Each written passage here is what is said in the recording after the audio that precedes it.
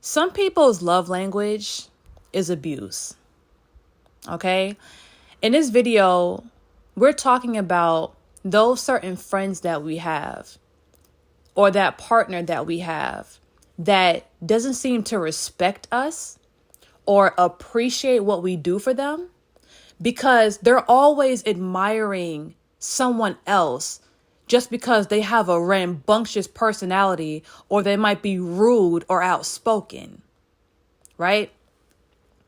When we look at some romantic relationships and the type of guys that girls choose sometimes, girls would go for a guy they have to chase to like them.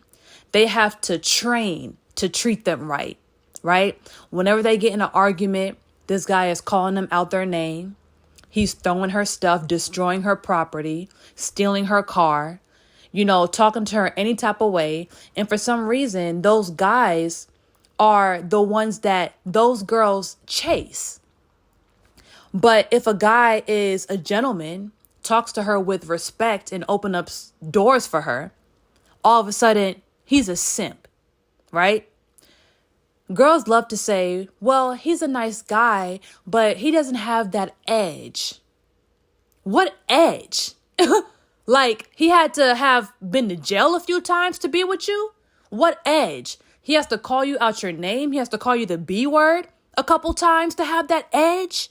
It's like some girls are addicted to abusive relationships. They don't understand what real love is and how to be loved.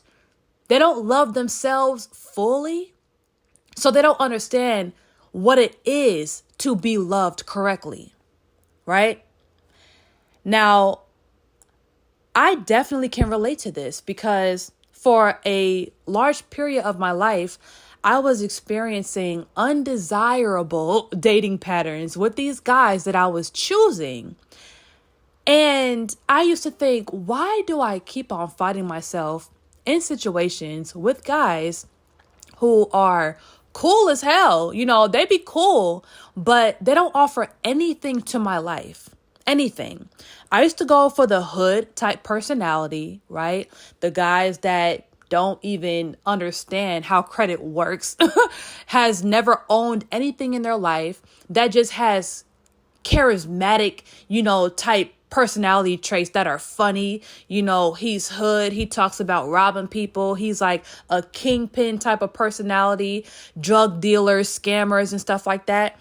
For some reason, I found that type so attractive for so long. And I'm not the only one. It's a lot of girls that go for the hood type personality. But when you reach a certain age and you've been heartbroken a certain amount of times and you start to realize, dang, I need standards. Like, if I don't have standards, I'm going to keep on experiencing these ghetto relationships that don't go nowhere in life. One day I realized that I needed the guys that I talked to actually have something, to have earned something. So, I tried to intentionally change my type. I'm like, I'm not going for the first time we meet, do you want to meet at my mom's house or meet at the studio or just talk in the car for hours? No, we're going to have to go somewhere so I can see how you are, how you court a woman. And if you're not courting me by buying me food or taking me out and, showing me a good time, then that shows me that either you really don't value me like that or you don't have your life together. And either one is a deal breaker for me. So when I turned about like 25, 26, I consciously made the decision to change my type, right? So let me tell you a story. One time I was getting close to my neighbor. He was cool, clean cut, and he was definitely different from the other guys that I used to entertain. He actually had a regular job. He was making solid money. He was saving, he was just cool. He was cool. And one of my homegirls was with me. And I was talking to him while she was, over my house. And she was like, you need to stop talking to that guy. You don't even like him. And I was like, what? I was confused because I'm like, who tells someone who they like and who they don't? And I was telling her, I was like, you know what? I was like, I actually do like him, like he's really cool. And she was like, girl, you're going to get tired of him. You're going to cut him off. That's not even your type. Like, you don't even like him. And I'm looking at her because I'm confused. I'm like, does she not want me to find a good man? Does she want me to keep dating these hood boogers? And I look at her and I'm like, nope. I actually do think I like him. And I was trying to explain to her why I was, talking to him and how I found him attractive. And I wasn't talking to him just strictly because, I just want to try out a good guy. I actually did like his qualities, right? It went beyond his physical features, but he was cute as well. And he had nice hair.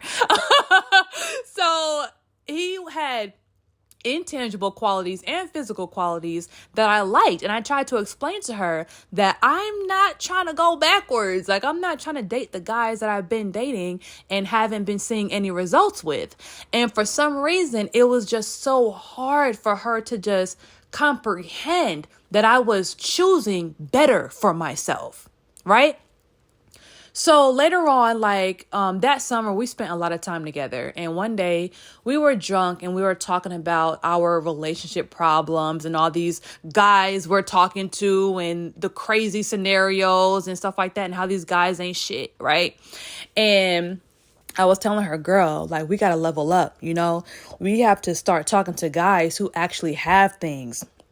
Guys with properties, guys, that always have a car. And if they don't have a car for a period of time, then they're able to make the money to make the changes and fix the fixes that they need to do. You know what I'm saying? I don't need a guy that is out of a car for 6 months straight. He needs to have some type of income constantly flowing so he can take care of things in his life and it don't fall back on us. So, I'm telling her we need to level up.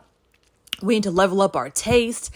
And when I tell you, I felt like I was talking to a brick wall, guys, because she was not processing it, right? She couldn't get over her type of guy. She couldn't get over that hood type where every time they argue, he's choking her, spitting on her, punching her in her face, taking her property and hiding it so she can come back to him. Weird stuff like that. And this was a friend that was always in situations like that. She was always coming to our house, talking about how this guy did this and that to her. So I would think that she would be on the same page as me. It's time for us to change and level up. And after I was explaining that to her, she was like, but what if I'm not ready to change? And in that moment, I accepted it and I respected it.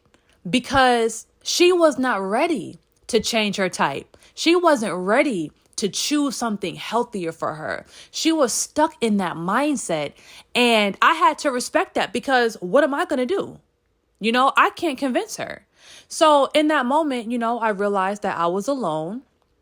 But it was okay because my stance still stayed. You know what I'm saying? My stance stood strong because I don't want to repeat those old patterns. I don't want to be in those toxic relationships, in those controlling relationships with those insecure guys that don't have anything. So they feel like they have to control their woman, in with the fear that she'll find someone better than him.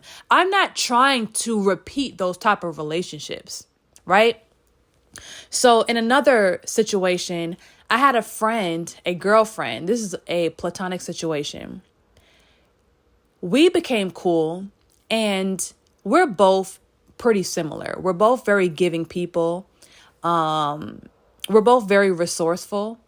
But one thing I realized, she had qualities in her that I recognized in myself. She hung out with very rambunctious type personality girls, very outspoken girls, extroverted type of girls that are always going out, girls that are, always having a large roster of men, girls who are just just outspoken, just say whatever comes to their mind, just, just very aggressive type of women. And I have a lot of friends like that too. But when I was looking at her friendships on the outside, it kind of made me think like, she's not even like them, like, why is she like trying to fit into a crowd of girls that she doesn't even like fit into? Like, her aura doesn't seem like it agrees with that type of personality. And she's like, a spiritual type of girl, and she's a creative. So I felt like if we became cool, then we'll discover the type of friends that we need in each other. We need a spiritual girl, creative girl, a calm girl, a smart girl, because every time we get in these friendships with these crazy ass women, it's like we take on their karma and their drama, right? So I realized that over time, she didn't really respect me the way I wanted and the way I respected her. I wanted us to get closer and become each other's, rock, but she was still chasing another type of personality that she either wanted to be like or she wanted to be accepted by. And the craziest thing happened. She went off on me one day about some miscommunication, like literally a miscommunication, and was yelling at me. And it was like a very dramatic scene. And in my mind, I'm like, hold on, like, I don't even let my friends talk to me like this. Like, why is this girl talking to me like this? Like, I don't even know this girl like that. Like, we just started hanging out this year and she already thinks she can go off on me. Like, no, we're not doing that. So we got into it about that situation, and I told her how I didn't like how she was talking to me. And I realized that when I look back at her friendships, because she's always kind of been around, like friends with my friends, and we've always had mutual friends, but I've never like hung out with her like just one-on-one. But looking back, I remember when she was trying to get a girl to accept her who literally paid her no mind. Like, this girl would talk about her behind her back. She would play her like she was lame in front of people. She wouldn't invite her places. Like, she literally just treated her like the scum on the bottom of her shoe. And this girl just tried to get this girl to accept her and to love her and to, be her friend. And I just never understood why she was going that hard for that friendship. And another time, the same girl that I tried to get cool with, she was getting her hair done at my shop one day, and she was, I guess, being messy behind closed doors, talking about people. And tell me why a girl that she had beef with came to my shop and just stole off on her, just started beating her up in the chair. And they got in a fight in my salon. And I'm like, whoa, you know what I'm saying? Like, I thought they were friends, but whatever. So later on, it came out that she was talking about them and information got back to them. So they literally beat her up. Like, they beat her up in real life. Years later, she's talking about, oh, I'm happy for them. I just want them to be successful. She's posting the girl who beat her up on her Instagram, on her story, talking about, oh, I'm happy she got engaged. Congratulations. Mind you, this girl's never going to see her because they've never spoke since that fight. So it's like, why are you, like, I understand you're trying to be the bigger person and you're trying to act like, you're about love and all this stuff. But it just seems like you're still trying to get people to accept you who don't like you. It seems like you're addicted to these toxic, abusive type situations. When it came to me and our, small miscommunication, you wasted no time to go off on me, to try to put me in my place, quote unquote, right? But with these other girls that you looked up to so highly, it didn't matter what they did to you.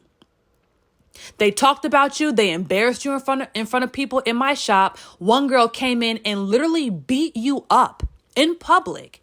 But now all of a sudden, you're the lover, you're the bigger person, and you just wish the best for her. No, I see what's going on. You treat people with respect that abuse you. and people that actually show you some common decency, some respect, some reciprocation, you take that as weakness. You look at those type of girls like they're lame. You don't pay them no respect. You try to step on them. Right? But the girls who are rambunctious, the girls who are crazy, I guess the girls that you want to fit into, even if they beat you up, you still want to be accepted by them. Right? So I realized that sometimes people's love language is abuse. They don't want healthy, peaceful, balanced relationships in their life because in their mind, they don't have peace and balance. They're always at odds with themselves. They're always trying to be someone that they're not. They're always trying to fit into a group of people that don't like them. They're always trying to conquer people. And it's like, you don't even have to go out your way to do this. Just be around people who are like you. Be around people who are interested in the same things you're interested in. Stop being around girls that you hate just because you want them to accept you. Right? Stop entertaining these guys that have 3 kids they don't even take care of, that don't pay your bills, that want to downplay you and degrade you every time you get in an argument just because y'all look good together. Just because in your mind, being with a drug dealer or a scammer is a come up. Are you really happy here? Right? So if you are someone that you feel disrespected, you feel unappreciated because you're constantly around people who are searching for acceptance from people that don't even love them, don't pay them no mind. Separate yourself. Save your energy. Save your energy for people who are like you. Save your energy for people who support you the way you support them. Save your energy for people who love you the way you love them. Stop trying to save these lost souls. Stop trying to save these people whose only love language is toxicity and abuse. If they can't have a respectable, peaceful, calm relationship without drama, you don't need to be a part of it. Right? For what? For what? And if you choose to be around people like that, then that says a lot about yourself. What are you trying to fit into and why? Right? So I just realized that when you're choosing more for yourself, when you're upping your standards in life and you just want better people, it's going to be awkward. It's going to be lonely.